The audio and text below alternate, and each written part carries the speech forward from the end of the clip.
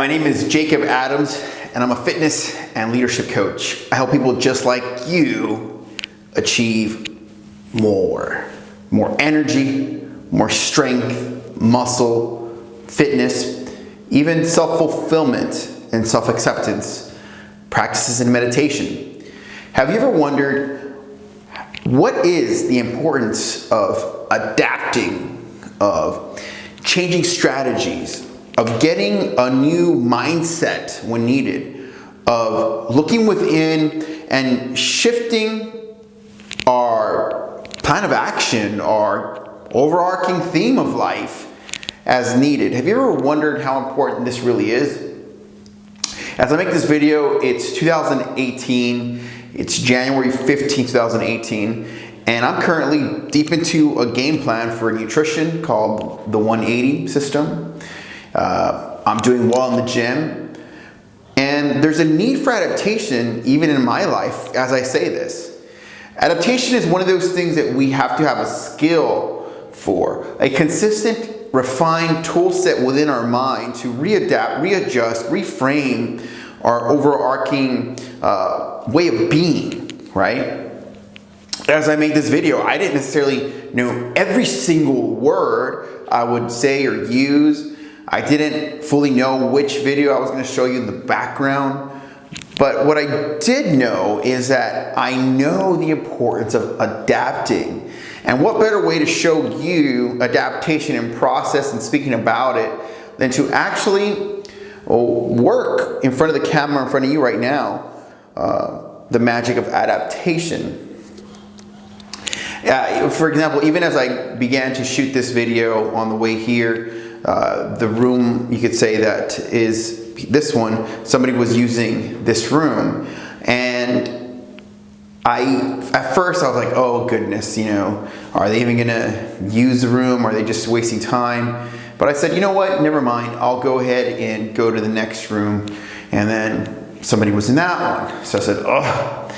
And so I was needing to adapt, right? So I said, no worries, I'll go ahead and sit down and make a video I needed to do on my computer. Yeah, I did that. By the time it was all said and done, I had uploaded that video, made an important contact, and now I'm for the camera making this, right?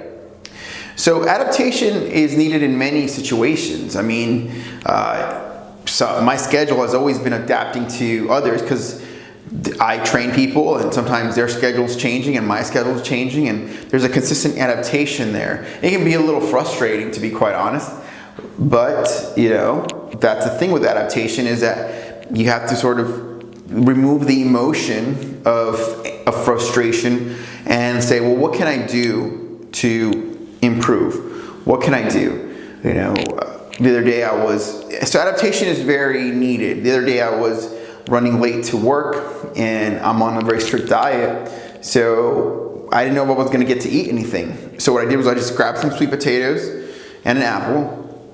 I said to myself, this is what I'll make. I'll make some sweet potatoes and eat an apple. And I did. I stuck with my diet by adapting to the situation of low time. I had some resources. I put the best situation together, and I went with that. And that formula pretty much sums up adaptation, right? We see, what are you trying to achieve, right? What are you trying to achieve? What resources are available to achieve it? How much time do you have? Put that plus that equals strategy. Test the strategy. That's really what you got, because at the end of the day, really what we have is we are up against time. Maybe you want a Lamborghini. So if you had enough time in this world, you just work at McDonald's for all your life and just save a little bit. And if you took you 100 years to pay for a Lamborghini working at McDonald's, you could do it, right? That's a strategy. But since you have a timeline of your life, you're not going to do it that way, are you? So throughout my life, I've had to adapt to many different situations. When it was a teenager, I adapted, right? By deciding to get into fitness because my father never took care of his health, and I said, let me do something about this. Let me be a change in my family. Let me be a change agent. Let me be the one that does something about his nutrition. And I did. And then when I was going to decide whether or not to go to college, I got into business and network marketing. And then I said, you know what, let me go to college because I can do it. It's now or never, let me just do it. And I did it. I got a degree in business, right? And then I remember being in Houston, and I wanted to build a business, and I had an opportunity to do so, but I was in a relationship in Houston, and I was like, ugh, I know this relationship's probably not gonna make this. I just knew myself, I knew the situation, so I really had to ask myself what I want to achieve, what I want to achieve, what are my resources, and what's my timeline. So I said, well, I want to achieve a business for sure. I went to business school. I've been wanting a business for so many years. Here's a shot.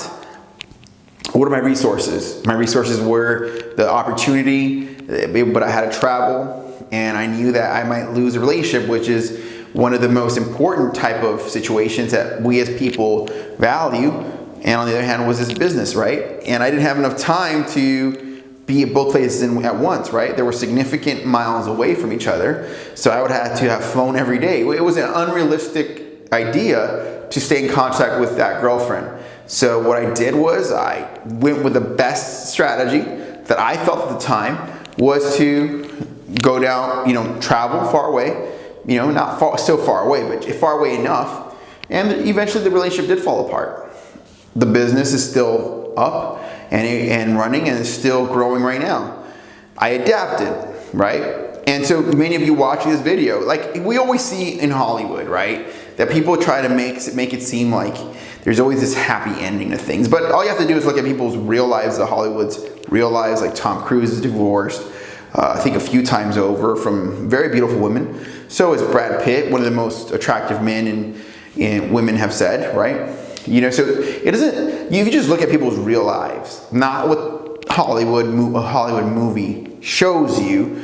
You see that there's a consistent need to adapt to challenges regardless of your status symbol, regardless of your status in life. I know people that have achieved very high levels of status, and they're still having some family issues that they wish they didn't have. Some really deep stuff that I can't go into here, but just trust me, I'm willing to bet if you're watching this video, based on what I know about people, there's a very good chance that you have some family issues. Now, if you don't, the flip side of that is, when you see some really successful people, understand that if you don't have family issues, you have a big blessing they don't. Now, that's the truth of it. But see how that's an adaptive knowledge? You could have been, before watching this video, you could have thought to yourself, oh, I don't have this, I don't have that, I'm not this. But if say your family's getting along really well, you may have totally missed that if not for shifting, adapting your mindset to a new reality, right? And now that you have that new reality, you may start understanding life a little better, right? Almost like get a glimpse at how life really works, right? Well, keep that in mind that, we're getting through a new epoch of our entire human species. We have very fast cars in the world, pictured by Lamborghinis behind me. We have very awesome technology. Our cell phones are fast and connect us with the entire world. We can connect with people, watch videos from all over the world on YouTube. You could be watching this on your cell phone. I'm in Texas right now. You could be in New York, in California. You could be in Canada. You could be anywhere in the world right now and you're watching this video. You could be in India, right? And that's the power of our phones. We've adapted as human beings to be able to connect the world at this high level. This is one of our intellectual adaptations, right? So let's say if we go to the year 1900, adaptation may have not been as prevalent and dominant of a reality and necessity as it is today. In today's world, of high-speed hyperconnectivity, the always-on media circus of 24-hour news circuits, YouTube, Facebook, Instagram, Snapchat, consistent conglomerate of social media, marketing, the world of consistent ideologies coming at you at very high, fast rates, perplexing, challenging your overall understanding of the world around you. As you can understand that this is a very, very challenging time for us to solidify our mindset, so that when we make a decision to solidify our mindset, we have to be certain that it isn't in fact insanity. So today I want to share with you the ways to adapt, some of the key ideas. Well, I'm not getting just like real crazy or coming up with some real offhanded concepts. As I told, like, one of the first things I'll tell you is that one of the key ways to adapt is understand that if you have a trigger, it will allow you to examine yourself. It opens the door to mastery.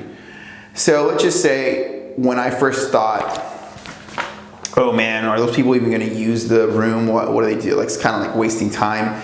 In a way, that was a judgment, right? And I was reacting. And so that trigger allowed me to see a weakness within myself, a sort of childlike reaction. And so no matter how mature I get, I'm a leadership coach, I'm a fitness coach. On some level, I'm irresponsible with my emotions, right? On some level. And so then that trigger allows me to examine that, because the feelings come up, the thoughts come up, and now I can examine it, right? So that's one way to adapt, is to see what triggers you when the trigger comes up, examine the source. If there's been Lamborghinis behind me here, what emotions are going through your consciousness as you see them? Are you dreaming with me? I put them back there to dream. Are you judging me, saying if this guy likes Lamborghinis, that means he's this type of guy? Things like that. Like, examining your triggers and what they say about you. And understand that a trigger is an opportunity for you to examine something about yourself and gain a mastery over yourself. Concept number 2. Chess is life. A new opponent moves. That means a new plan of attack for you. If you've ever played chess, the famous saying goes that everybody likes to quote is, "This is chess, not checkers." Is that every individual in a chess game, when they move, it puts you in a position where now your plan has changed. And what's interesting is a plan of dominance, dominating a board in chess or dominating the plan, ultimately makes the person get into your game. Okay, now it's kind of a matter of who's playing whose game. You're both playing chess, but which game is in control? Which game, which flow is controlling the board? Now, as an opponent moves and maybe takes dominance over you in the chessboard, or starts putting pressure on you to change, this makes it so that you have to adapt. Now you have to look at their strategy and say, what are they up to? What am I up to? Can I outthink their strategy? Can I formulate a new strategy? I'm under attack. They're attacking this piece. They're putting me in check.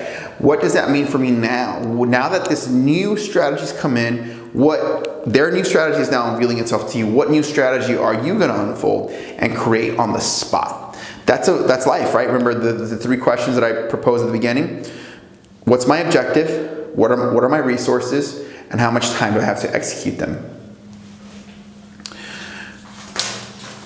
Right now I have 5 minutes to finish this video, right? I want to finish the video.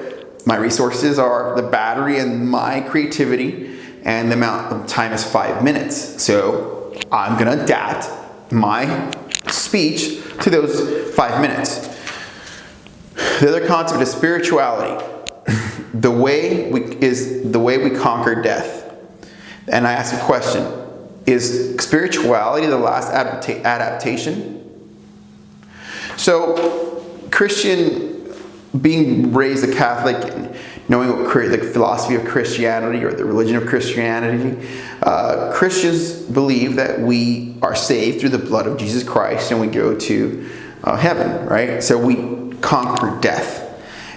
My question then says, spirituality is the last adaptation, because it allowed us to accept death with dignity. Because in other words, you could say, imagine living a life of strength and vitality and vision and success and being a leader in this life, and people think, you're a leader, but then at the last moment of your life, you leave this earth with fear and doubt and the loss in your heart. You feel like you've lost, right? Then in fact, have you in fact won? Even though people say you may have won. That's a good question. So then, if you take that into account, is spirituality then not the last adaptation? Because it allows us to face death with dignity and embrace our life with other things like purpose, caring, love, and measure our life fulfilled and fully realized by these other metrics, not just necessarily a materialistic measure. The role of teachers, research, and exploration. One of the other ways to adapt is to understand that there are teachers, gurus, mentors, people like myself, people that want to help you gain insight and perspective, and in that gaining, help you adapt your mindset and shift and formulate new strategies that speed up the adaptation process. So find your teachers and your mentors. Have a fast adaptive plan. Implement, measure, response, adapt, okay? Have an adaptive plan, implement, and then measure and then respond, okay? This video, when I got here, I said, I'm gonna make a video on adaptation. I had to adapt. I wanted to make it because it was like about adapting to the situation of how I'm gonna make this video, right? And I knew it's so important to be adaptive. It's so important. Without it, it could crush you. Without the ability to adapt, you are crushed. And this video is gonna help me later. So have a fast adaptive plan, implement it, and then measure the response. And then do you wanna keep this? You want to keep repeating this because it's rewarding, or do you need to change it? Do you need to have another plan to change the one that you just did? If it's working for you and you can double down on it and magnify the results, then do it. Okay? Whatever it takes for you to get the Lamborghini, right? Make a deep connection with you.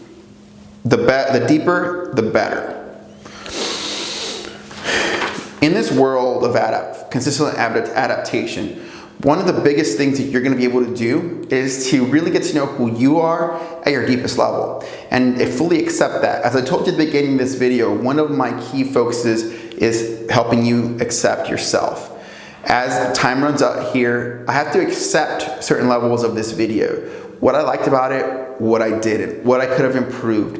But ultimately I have to accept my stage in life and what I'm doing, who I am as a person, and love myself enough fully and know who I am fully enough so that when I hit the bed tonight, there's a level of joy and acceptance and fulfillment in my life so I can wake up tomorrow ready to adapt and attack the day again with new strategies, maybe some of the ones that work and some of the ones I need to improve. But that knowledge of self is so imperative. Keep this in mind. So as time runs out here, understand that the worst thing you can do is to think that adaptation is not important, because it is. And thinking that it's not important and not having a skill of adaptation will set you back and make you retract in this life. You must adapt in order to expand, because without adaptation, there really is no expansion. Life's gonna challenge you. This is Jacob Adams. I'd love to hear your thoughts. I'm out of time. I'll let this video shut me off. Subscribe. Let me know what you think about adaptation. Let me ask you something. How do you adapt? We'll see you next time. This is Jacob Adams.